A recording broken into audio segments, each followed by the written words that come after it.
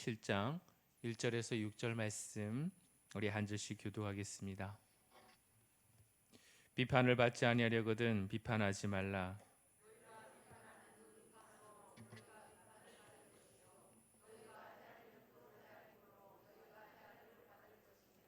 어찌하여 형제의 눈 속에 있는 티는 보고 내 눈 속에 있는 들보는 깨닫지 못하느냐?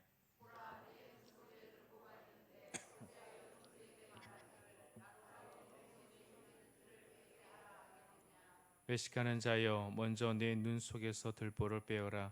그 후에야 밝히 보고 형제의 눈 속에서 티를 빼리라.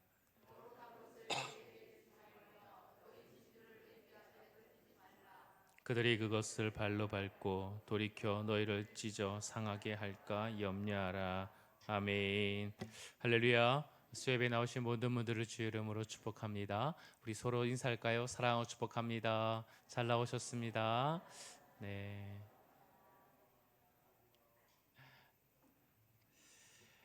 사랑하는 성도 여러분, 우리가 기독교 신앙생활 결코 혼자 하는 것이 아님을 우리는 더 많이 깨닫습니다. 공동체 안에 여러분 지체들과 함께 더불어 영적으로 성장한다는 것 너무나 귀한 일이죠. 올 한해 우리가 2026년 한 해 그리스도를 닮아가는 한 해입니다. 이 그리스도를 닮아가는 한 해가 여러분 나에게 개인적인 영적 성숙의 그런 부흥의 시기이기도 하지만 우리 공동체가 전부가 함께 영적 성장을 그렇게 꿈꾸는 한 해가 되기를 소망하고 있습니다. 하지만 우리가 몸담고 있는 우리가 또 이곳에서 함께 자라가고 있는 이 믿음의 공동체가 완전했으면 좋겠는데 그렇지 않다는 게 문제죠. 우리 공동체 안에는 허물과 그리고 문제를 많이 안고 있습니다. 또 큰 아픔과 또 죄, 그런 것들, 크고 작은 죄들을 함께 우리가 가지고 있다는 것을 우리는 부인할 수 없습니다. 교회가 아름다운 공동체 가운데 문제는 이 공동체를 세워가고 영적 성장을 세워가는데 이런 우리 안에 있는 허물, 죄, 크고 작은 문제들 우리가 이것을 어떻게 다루느냐, 이 다루느냐에 따라서 우리가 더 성도가 성도됨과 교회가 교회됨이 드러나는 것 같습니다. 여러분, 혹여나 우리 안에서 공동체 안에서 누군가의 잘못과 허물이 이런 불완전한 그런 모습들이 드러날 때 여러분은 어떻게 대하십니까? 그 사람을 바로 정죄하거나 비난하거나 비판합니까? 여러분, 우리 주님께서는 뭐라고 말씀하시죠? 허물과 연약함에 또 실패를 나타내는 그런 성도들을 향해 주님이 오늘 1절 말씀에 이렇게 말씀하십니다. 같이 읽어볼까요? 시작. 아멘. 여러분, 이 말씀 여러분 비판을 받지 아니하거든 뭐 하지도 말라? 비판하지도 말라라고 말씀하고 있습니다. 이 말씀은 뭐 믿는 자뿐만 아니라 믿지 않는 자 모두에게 해당되는 그런 말씀일 것입니다. 그런데 우리가 잘 해석하는 부분이 필요하죠. 성도라면 자신의 의견 표현이나 남들을 비판하고 분별하고 판단하는 것을 여러분 우리는 분명히 해야 된다는 사실을 잊으면 안 됩니다. 여러분 모든 자들 그저 비판도 없이 분별도 없이 다 관대하게 받아줘야 된다라고 말하는 것은 아니에요. 비판이란 말은 판단, 심판, 분별, 정죄 이 같은 단어로 신약 성경에 똑같이 사용된 말입니다.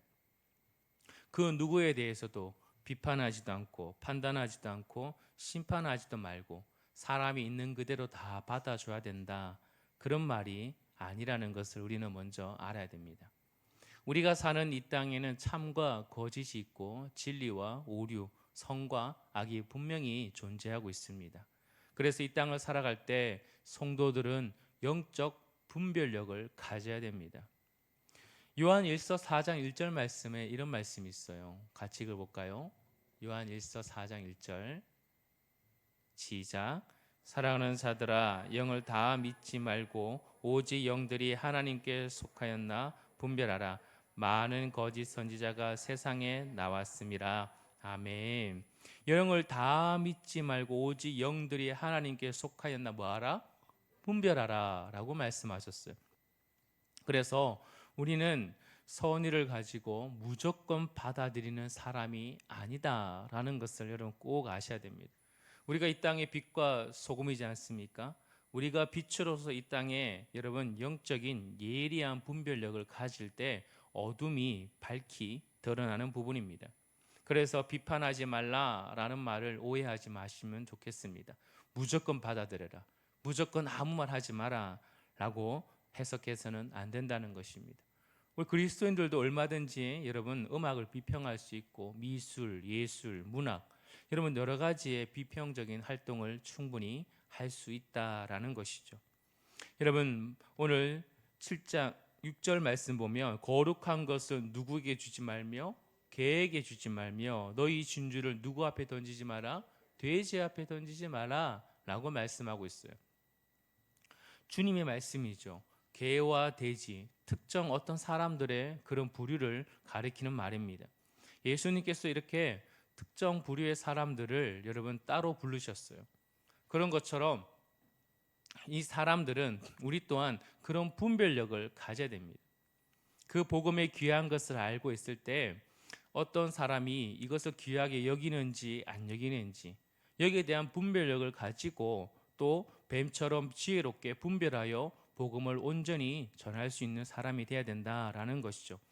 마태복음 7장 15절 말씀 보면 거짓 선지자들을 삼가라라고 그렇게 말씀하고 있습니다.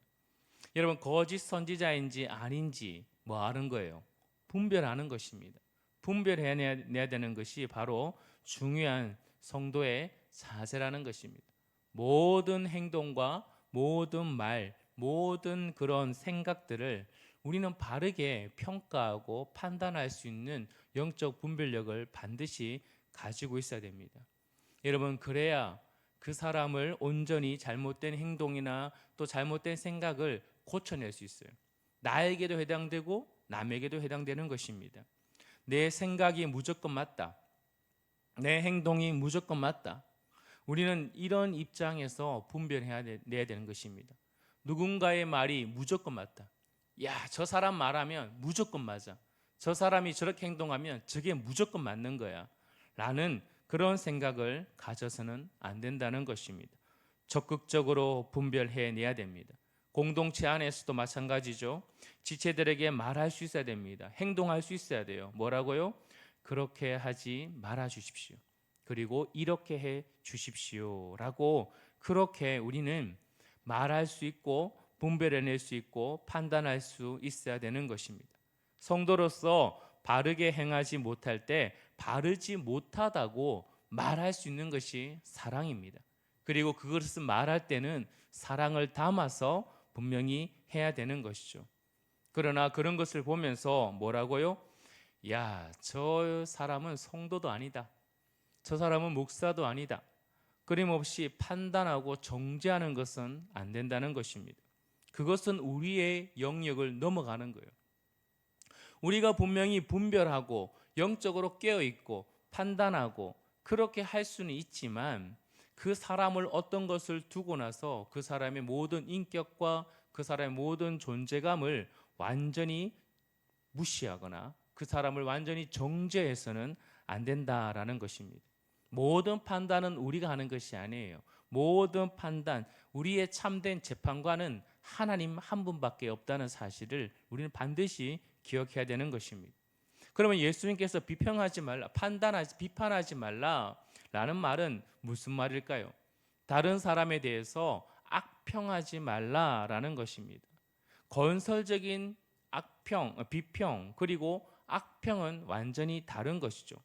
건설적인 비평은 공정하게 사람들의 말과 행동을 평가하며 노력하는 것입니다. 그러나 악평은 뭐 하는 것입니까? 그냥 아무 근거 없어요. 그냥 상대방을 뭐 하는 거예요? 헐뜯고 비난하는 목적이 담겨 있다라는 것입니다. 악평은 상대방의 잘못을 찾아내고 그냥 그 사람을 어떤 것에 대해서 좋은 방향으로 이 사람을 개선하거나 이 사람을 선한 길로 인도하는 것이 위해서 한 것이 아니라 철저하게 무너뜨리려고 상대방의 결정적인 그런 부족한 점을 미끼로 삼아서 그 사람을 파괴하려고 하는 그런 것들을 하지 말아라라고 말씀하고 있는 것입니다. 다른 사람들 흠과 결점, 죄 발견할 때 여러분 한번 자신을 스스로 한번 돌아보십시오. 나는 그 사람을 온전히 여러분 판단하고 분별할 수 있어서 그 사람이 정말 바른 길로 걸어가기 위해 여러분 그렇게 사랑을 담아서 그 사람을 바르게 권면하기를 힘쓰고 있습니까? 아니면 그 사람의 결정과 그 사람의 부족한 점이 보이면 너무 속으로 좋아하고 있지 않습니까? 그래서 기록해뒀다가 여기저기 소문 다 냅니다. 그래서 그럴 줄 알았다 하면서 끊임없이 퍼뜨리고 악평하고 그 사람을 공동체 안에서 철저히 무너뜨리려고 그렇게 철저히 짓밟으려 하는 그런 마음이 생기지는 않습니까? 근거 없는 소문인데도 어떻게 해요? 의심이 생기면 너무나 가혹하게 비판하고 판단하는 그런 일들이 우리에게 있다면 그것은 예수님께서 말씀하시는 비판하지 말라라는 그런 메시지에 해당되는 것입니다. 나의 눈에 뭐는 여러분 못 보는 거예요. 들보는 못 보는 거예요. 그러면서 남의 눈에는 뭐는 보는 것입니까? 티끌은 보는 것입니다. 들보가 뭐예요? 들보는 큰 기둥 그런 것을 말하지 않습니까? 우리 안에 내 눈 안에 있는 들보는 전혀 보지 못하면서 다른 사람을 딱 보면서 야, 너 눈에 티가 들어갔구나라고 그렇게 말하는 것입니다. 남의 결점에 대해 괴로워하며 뭔가를 도와주는 것 같죠. 내가 너를 위해서 하는 말이야라고 말하면서도 어떻게 해요? 그러면서 그 사람의 흠을 잡고 속으로는 기뻐하고 비판하는 일을 일삼는 그런 모습이 우리에게 있지 않나라는 것입니다. 다른 사람의 눈에 티가 있다는 것을 알려주면서 빼내기를 굉장히 친절해 보이는 것 같이 보이지만 그것을 통해서 뭐예요? 니는 티가 있지 나는 없어 라는 그런 자신의 우쭐됨과 높음의 그런 모습이 우리에게 있는 그런 모습을 주님께서 지적하는 것입니다. 여러분 이런 자들을 주님께서 뭐라 불러요? 남의 티는 보고 자신 눈에 있는 들보를 보지 못하는 이런 사람을 향해서 5절 말씀에 예수님께서 뭐라 부릅니까? 외식하는 자여라고 그렇게 부르시고 주님께서 부르고 있는 것입니다. 외식하는 자죠, 외식하는 자. 우리가 이거 참 많이 경험하게 됩니다. 제 자신도 마찬가지고요. 남의 건 어찌 그리 잘 보이는지 몰라요. 남의 그런 티 같은 거 잘못한 거 보이면 입이 근질근질한 거예요. 그리고 어떤 사람이 정말 뭔가 잘못한 것이 보이면 어때요? 그것을 지적함으로 말미암아 그래도 나는 너와 달라라는 속마음이 있는 거죠. 그래서 우쭐대고 그렇게 남들에게 나는 좀 더 높아 보이기 원하는 그런 마음들, 그런 모든 마음들이 뭐라고요? 외식이다라는 거예요. 외식. 사랑하는 성도 여러분, 누군가를 비난하고 정죄할 때 여러분 내가 높아지는 듯한 그런 마음이 생기는 것에 대해서 절대 거기에 동조하거나 거기에 넘어가서는 안 된다는 것입니다. 성도는 그 같은 방법으로 다른 사람을 정죄하거나 판단하시는 사람이 아니라는 것이에요. 요한복음 8장에 보면 사람들이 간음하다가 잡힌 여인들을 예수님께 끌려옵니다. 끌고 오죠. 그래서 이렇게 말해요. 모세 율법에는 이런 여자를 돌로 치라 했습니다. 선생님 어떻게 할까요? 이제 이제 예수님을 한번 시험하기 위해서 그런 것이죠. 사람들 손에는 다 뭘 들었어요? 돌을 들고 있어요. 돌을. 그래서 이미 그들은 여인을 정죄하고 판단한 상태였습니다. 여러분 그때 예수님께서 뭐라 말씀하시죠? 너희 중에 그렇죠. 뭐 없는 자가 돌을 던져라. 죄 없는 자가 먼저 돌을 던져라 라고 했을 때 그 사람들의 돌은 어떻게 됐어요? 다 내려놓게 돼버리죠. 왜죠? 그나마 자신이 죄가 있다는 사실을 알게 된 거예요. 자기 죄를 아는 사람은 남을 정죄하기가 어렵다는 것입니다. 내가 얼마나 연약한 사람인지 알면 다른 사람을 향해서 돌을 들기가 참 어려운 것이 바로 사실이라는 것이에요.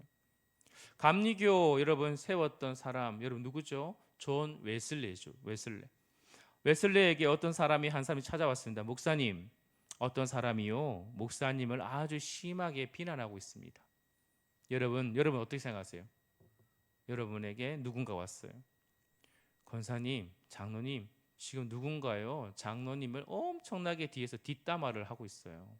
목사님을 향해서 누군가 뒷담화를 지금 열심히 하고 있습니다. 여러분 마음이 어떨 것 같아요? 화딱지가 나죠. 누구야? 누구? 그렇죠? 이렇게 나올 겁니다. 그렇죠? 근데 여러분 존 웨슬리는 이렇게 대답했습니다. 그 사람이 나를 더 잘 알았더라면 더 많은 것을 비난했을 것입니다 라고 얘기했대요. 여러분 이 말 속에 무슨 의미가 담겨 있습니까? 나는 그 사람보다 더 큰 죄인입니다 라는 자기의 연약함을 아는 사람이죠. 그래서 누군가를 정죄하지 않는 그런 모습이다라는 것입니다. 사랑하는 성도들, 이것을 볼 때 우리가 무엇을 깨달아야 됩니까? 예수님 말씀하신 것처럼 네 눈에 있는 들보를 깨달으라는 것이에요.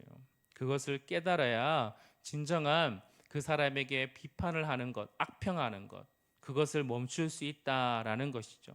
물론 우리는 비판과 판단하는 순간이 반드시 옵니다. 여러분 그럴 때 우리는 잊지 말아야 될 것은 무엇입니까? 내 안에 있는 들보가 있음을 깨달아야 돼요. 그리고 그 상대방의 그 영혼을 위해, 그 사람을 위해, 여러분 유익과 그리고 그 사람의 회복을 위해 겸손하고 사랑으로 말해야 된다는 사실을 잊으면 안 된다는 것입니다. 사랑하는 성도 여러분, 오늘 주님께서 그렇다면 왜 비판하지 말라고 말씀하십니까? 2절 말씀을 한번 같이 읽어볼까요? 2절 말씀, 1, 2절 말씀 다시 같이 읽습니다. 1, 2절 시작. 비판을 받지 아니하려거든 비판하지 말라. 너희가 비판하는 그 비판으로 너희가 비판을 받을 것이요 너희가 헤아리는 그 헤아림으로 너희가 헤아림을 받을 것이니라. 아멘. 여러분 주님께서 우리에게 분명하게 말씀하고 있죠. 왜 비판하지 말라고요? 우리가 비판을 뭐하지 않기 위하여, 받지 않기 위하여 비판하지 말라라고 말씀하십니다. 내가 누군가를 악평했어요. 내가 누군가를 엄청나게 비난하고 비평해 버렸어요. 그럴 때 또한 누가 비판을 받을 수 있다? 내가 비판을 받을 수 있다라는 것입니다. 하나님은 모든 행동, 우리의 모든 행동을 하나님께서는 보고 계시고 하나님께서는 모든 것을 판단하고 계십니다. 우리의 행하는 모든 것들이 바로 뭐예요? 그 비판하는 것을 통해서 하나님은 기억하고 계시다는 거예요. 그리고 또한 상대방이 어떻게 한다는 거예요? 나에게 비판을 가지고 그것을 똑같이 나를 비판한 자에게 비판할 수 있다라는 것입니다. 이게 참 쉽지 않은 것이죠.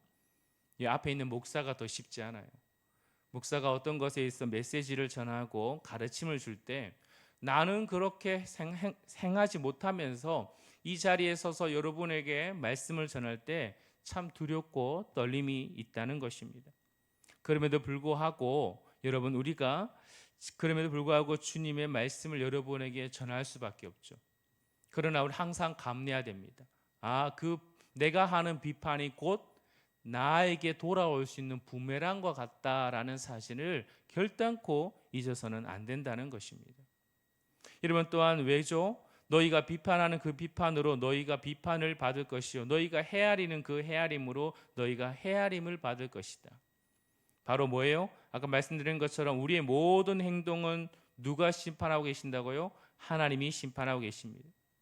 우리가 나중에 주님 다시 우리가 앞에 오시거나 우리가 주님 앞에 섰을 때 우리가 누군가를 저울질한 것처럼 너희들이 맞나 안 맞나 저울질하며 비판했던 것들을 나중에 주님께서 누구를 또 저울질한다는 거예요? 우리를, 나를.